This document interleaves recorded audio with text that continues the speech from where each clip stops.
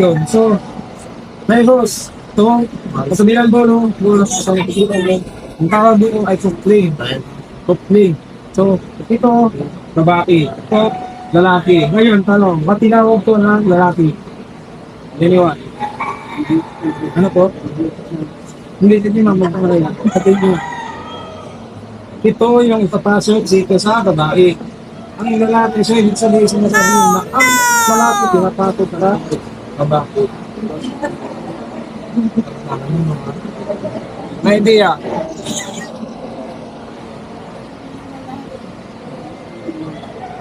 Ngayon, may idea.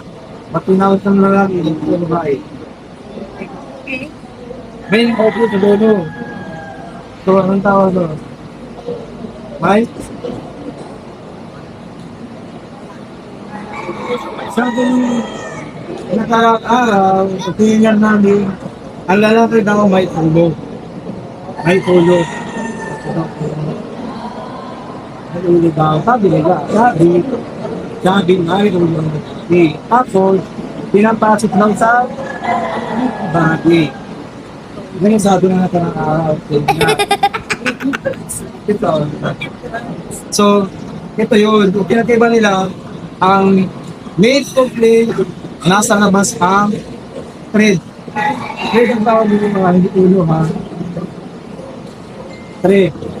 Ang female complaint, nasa loob ang thread. Nasa loob yan ang thread.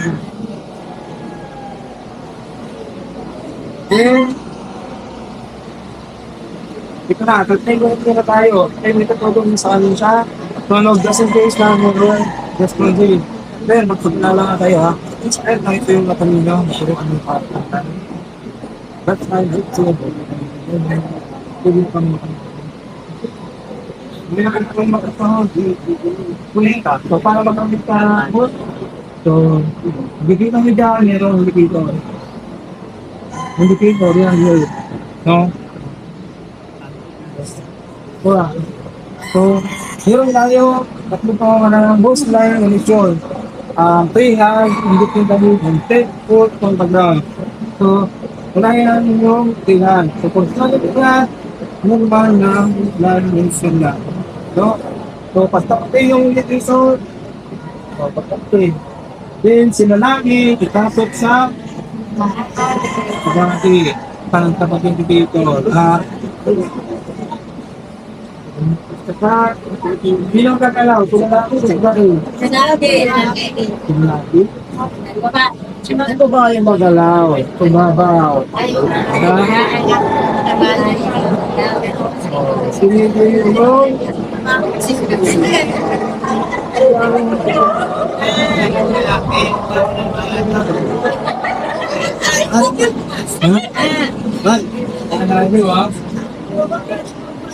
So, ang tawag ko is freehand complete connection. Freehand complete connection, ha? Freehand.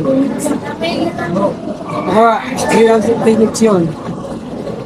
Ngayon, pag dito naman, right wheel, gani.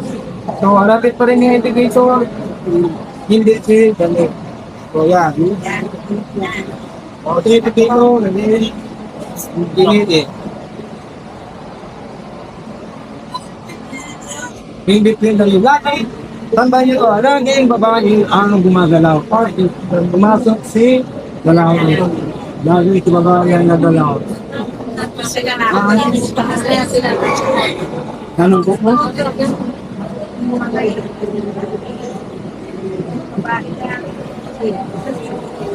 Nag-iba na tuloy yung face.